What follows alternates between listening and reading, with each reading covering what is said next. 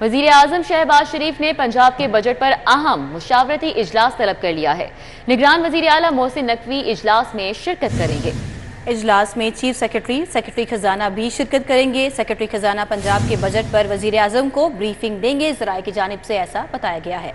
मजीद ये भी अपडेट किया गया है कि मुख्तलिफ महकमों के सेक्रेटरीज भी वजीर आजम की रिहाइश गाह पहुँच गए हैं और पंजाब का बजट वजीर आला मोहसिन नकवी आइंदा हफ्ते पेश करेंगे। आपको अपडेट करें, वजीर आजम मियां मोहम्मद शहबाज शरीफ ने पंजाब के बजट पर अहम मुशावरती इजलास तलब कर लिया है। निगरान वजीर आला मोहसिन नकवी इजलास में शिरकत करेंगे। इलावा अजी इजलास में चीफ सेक्रेटरी खजाना भी शिरकत करेंगे। ज़राए की जानिब से ऐसा बताया गया है। आपको बताएं, वजीर आजम शहबाज शरीफ ने पंजाब के बजट पर अहम मुशावरती इजलास तलब किया है। आपको बताएं, वज़ीर आज़म शहबाज शरीफ ने पंजाब के बजट पर अहम मुशावरती इजलास तलब किया है।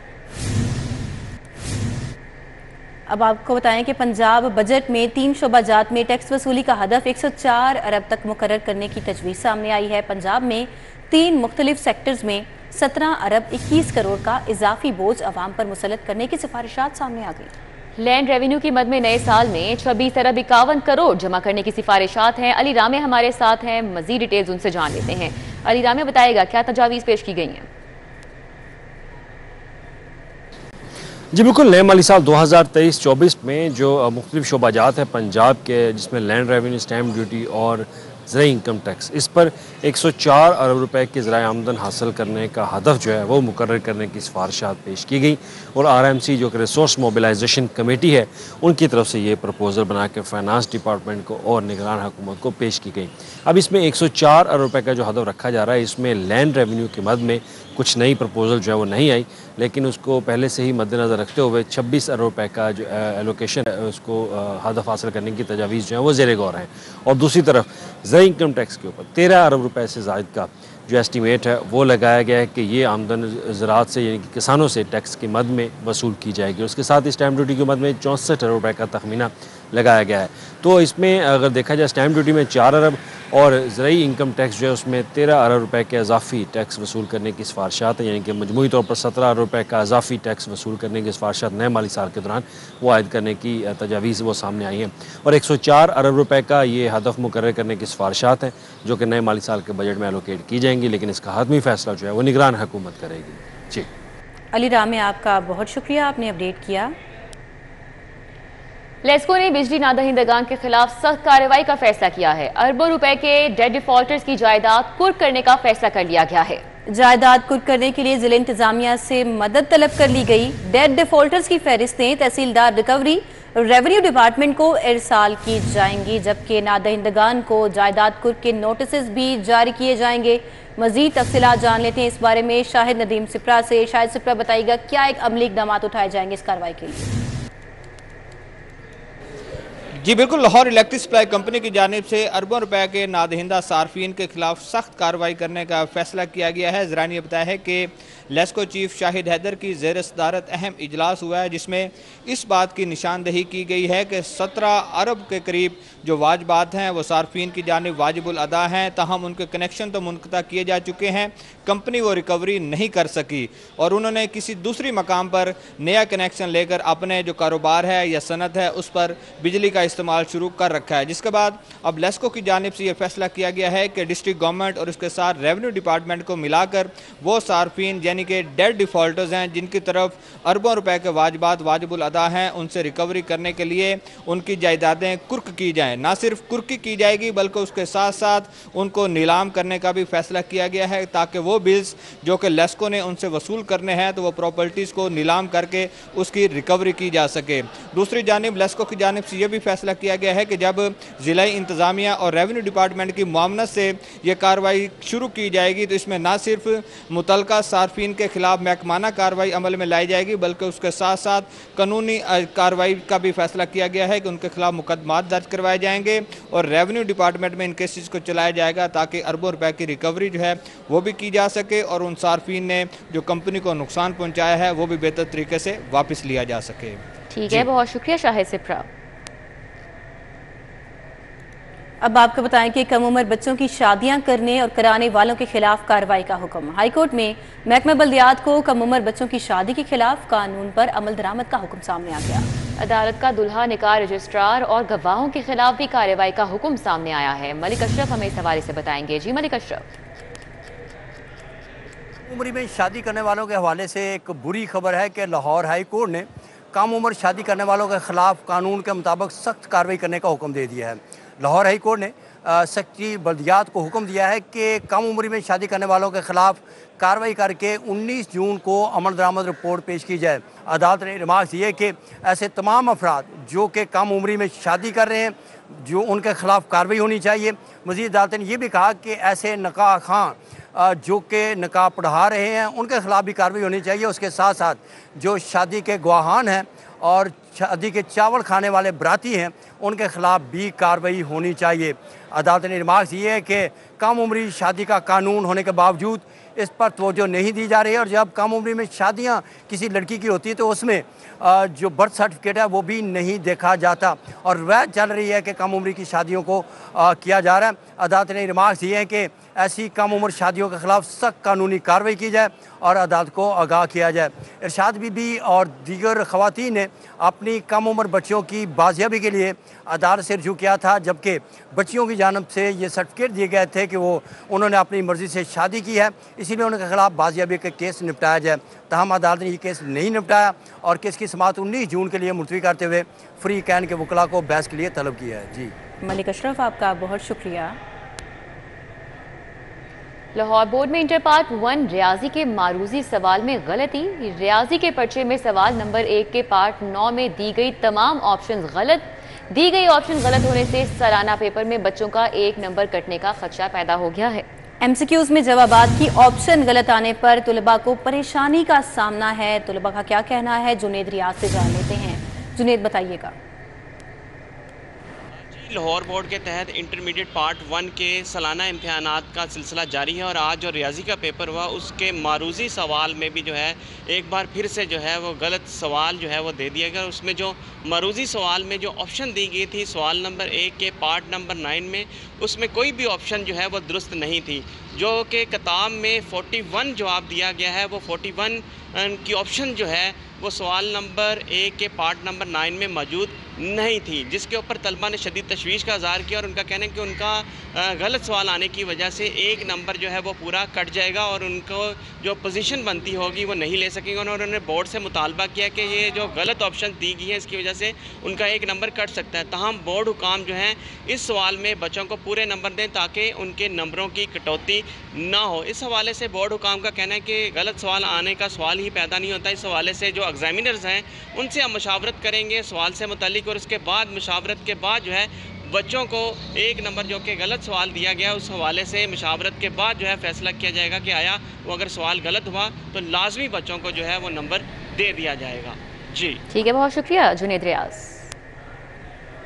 आपको बताएं कि यंग डॉक्टर्स एसोसिएशन का मियां अस्पताल इमरजेंसी में फायरिंग के खिलाफ एहतजाज जारी है। मियां अस्पताल में यंग डॉक्टर्स एसोसिएशन की प्रेस कॉन्फ्रेंस भी आपने अभी मुलाहिजा की और आपको बताएं कि YDA के सदर डॉक्टर मुदस्सिर अशरफ समेत दीगर ओहदेदारान भी वहाँ मौजूद हैं। न्यू अस्पताल के इमरजेंसी में फायरिंग का वाकया सिक्योरिटी लैब्स है। YDA की जानिब से कहा जा रहा है कि हुकूमत अस्पतालों में सिक्योरिटी का निजाम के लिए इकदाम करे। अस्पतालों में सिक्योरिटी ना होने से आए रोज ये वाकयात रूनमा हो रहे हैं।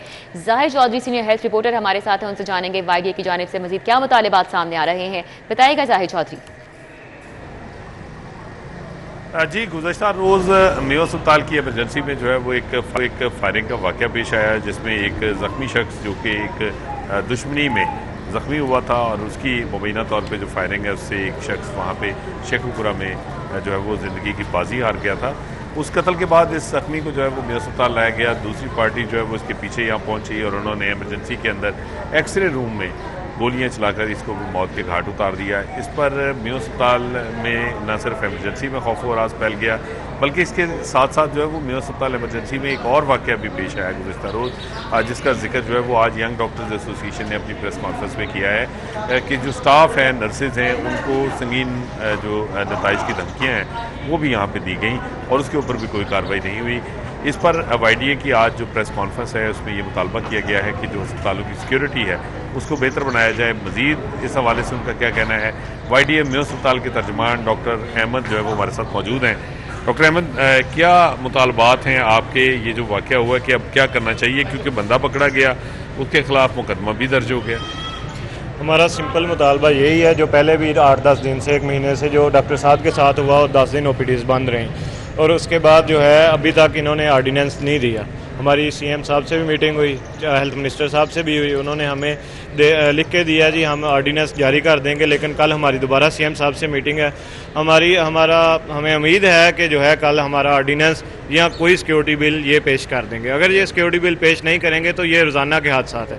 कल म्यू में टोटल 4 वाक़यात पूरे दिन में हुए हैं, लेकिन ये 2 जो हाईलाइट हुए हैं इसमें एक तो मर्डर हुआ है, जो पहली तो गफलत उसकी है जिस SHO ने या जो SP था जिसने दोनों पार्टीज़ इसी साइड पे, और हॉस्पिटल का जो MS था या कोई भी था, उसने दोनों पार्टीज़ को इधर रेफ़र किया। इतने बड़े लाहौर में 7-8 बड़े हॉस्पिटल हैं, हमेशा ये होना चाहिए कि एक पार्टी अगर एक हॉस्पिटल जा रही है तो दूसरी को कहीं और भेजा जाए, क्योंकि वो जो वहाँ पे हंगामा करके हैं यहाँ पे भी करेंगे। वो इशू इसी वजह से हुआ कि हमारी सिक्योरिटी के जो हालात हैं, मैं म्यू का बताता चलूँ कि 150 बंदा हमारे पास, 155 बंदे हैं जो सीट्स हैं गवर्नमेंट की, उनमें से 5 खाली हैं, बाकी 150 बंदा है। उसमें भी सिर्फ 60 बंदे हैं जो इधर हॉस्पिटल में काम कर रहे हैं, बाकी 60 से 70 बंदे जो है कोई सेक्रेटेरिएट है, कोई कहीं पे लगा हुआ है। ये हालात है। और जो प्राइवेट कंपनी है जिसने 260 बंदे हमें देने थे, उसने 60 से 70 बंदे दिए हुए हैं। वो बंदे ऐसे हैं जिनकी तरफ देख के वैसे ही कोई बंदा धक्का दे दे और वो पीछे हट जाते हैं, हाथ जोड़ने लग जाते हैं, जैसे सिक्योरिटी के नाक़िस इंतज़ाम हैं। तो दूसरा वाक़या आप क्या बता रहे हैं, क्या हुआ? उसमें ये था कि उनका पेशेंट था, एक्सीडेंट का पेशेंट था, उसको हमारी स्टाफ ने देखा, वो CCTV भी मौजूद है, उसने IV लाइन पास कर दिया, सैंपल्स ले ली दिए, उसकी मेडिकेशन हो रही है। अब बस वो उनको जैसे अवाम को होता है, कोई SSP का रीडर था, उसको अपना ये था कि मैं रीडर हूँ या जो है वो धमकियाँ दी, और उसके खिलाफ भी जो है वो अभी तक कोई कार्रवाई नहीं हुई। मेयो अस्पताल की सिक्योरिटी, दीगर अस्पतालों की सिक्योरिटी को इन्हांस किया जाए, और इस हवाले से जो है वो आइंदा 24 घंटे का अल्टीमेटम दिया गया है YDA की जानिब से, वरना उनका कहना है कि 24 घंटे का अल्टीमेटम दिया जा चुका की जानिब से। जाहिद चौधरी, आपका बहुत शुक्रिया। के ओपन मार्केट की महंगाई और यूटिलिटी स्टोर पर सस्ते आटे की अदम दस्तयाबी, धर्मपुरा समेत शहर के दर्जनों यूटिलिटी स्टोर पर सस्ता आटा बदस्तूर नापैद है। जी हाँ, शहरियों की जानिब से वफाकी हुकूमत से सस्ता आटम फराहम करने का मुतालबा सामने आ गया है। मज़ीद तफसीलात जान लेते हैं। इस हवाले से हमारे साथ शहजाद खान अब्दाली मौजूद हैं। शहजाद, बताइएगा। बिल्कुल, शहर के दर्जनों यूटिलिटी स्टोर ऐसे हैं जहां गुज़श्ता कई हफ्तों से सस्ता आटा बिल्कुल नापैद हो चुका है। इस वक्त हम इन्फेंट्री रोड धर्मपुरा पर मौजूद हैं और तकरीबन 1 घंटा यहाँ पे हमें गुजर गया है, और यहाँ पे भी दर्जनों गाहक ऐसे हैं जो सिर्फ आटे की तलाश में यहाँ पे आ रहे हैं और आटा उनको नहीं मिल पा रहा, और यूटिलिटी स्टोर इंतज़ामिया को इटसेल्फ नहीं पता कि आटे की सप्लाई कब आएगी। एक धर्मपुरा के रिहायशी यहाँ पे मौजूद हैं जो गालिबन बता रहे हैं कि यहाँ पे 5वीं-6ठी मरतबा यहाँ पे आए हैं। उनसे बात करते हैं। अस्सलाम वालेकुम। वालेकुम अस्सलाम। सर, ये बताइएगा आटे की क्या सूरत हाल आपके इलाके में? आटा तो यहाँ पे जब भी आए ना मिलता ही नहीं है, ना चीनी मिलती है ना आटा मिलता है। मेरा कम से कम 4था-5वां चक्कर है, और जहाँ भी आओ चीज़ें कुछ नहीं होती, ना कोई चीज़ जैसे बाज़ार में होती है तकरीबन कीमत तो वैसे ही होती है, लेकिन चीज़ अच्छी नहीं होती है, लेकिन चीनी की आटे की वजह से यहाँ पे कुछ नहीं मिलता। चक्की आटा है और इसके अलावा जो गंदम की कीमतें हैं, आप क्या समझते हैं कि आम आदमी के बस में वो हैं? नहीं, वो तो बहुत महंगा है, और वो काम बंदा जो हो, गरीब बंदा तो ले ही नहीं सकता। वो तो बड़ा मुश्किल अपना गुजारा ही कर ले, तो यही आटा लेके गुजारा कर ले तो बड़ी बात है, वरना तो यहाँ पे कोई हालत नहीं है। इस तरह के दावे भी सामने आए हैं कि जो गंदम की फसल है बड़ी बम्पर हुई है, बहुत वाफर हुई है, तो उसके फ़ायदे फ़वाद आप लोगों तक पहुँच रहे हैं कि नहीं?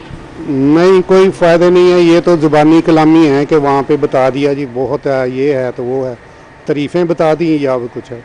और असल में कोई अमली काम तो कोई है नहीं, ना कोई चीज़ मिलती है, ना कोई बाज़ार, ना कोई महंगाई की तरफ, ना कोई गरीब बंदे की तरफ कि उसका क्या हालत है क्या नहीं। ये क्या कोई प्रॉब्लम कोई समझ नहीं आती इसकी। सीनियर सिटीज़न होने के नाते आपने वज़ीर-ए-आज़म को पैगाम देना चाहें? नहीं, वज़ीर-ए-आज़म को नहीं देना, वज़ीर-ए-आज़म को कोई पैगाम नहीं, क्योंकि ये तो वज़ीर-ए-आज़म क्या वज़ीर-ए-आज़म कोई नहीं। देखें जी, यही सूरत हाल शहर की ओपन मार्केट के अंदर और यूटिलिटी स्टोर्स पर जो है वो देखी जा रही है। जो यूटिलिटी स्टोर हैं उन पर आटा बिल्कुल दस्तयाब ही नहीं है, और जो शहर की ओपन मार्केट है उसमें आटे की कीमत इतनी ज़्यादा है कि आम आदमी के बस से परेशान नजर आ रहे हैं। तमाम तर सूरत हाल पे बहुत शुक्रिया शहजाद, हमें अपडेट कर रहे थे।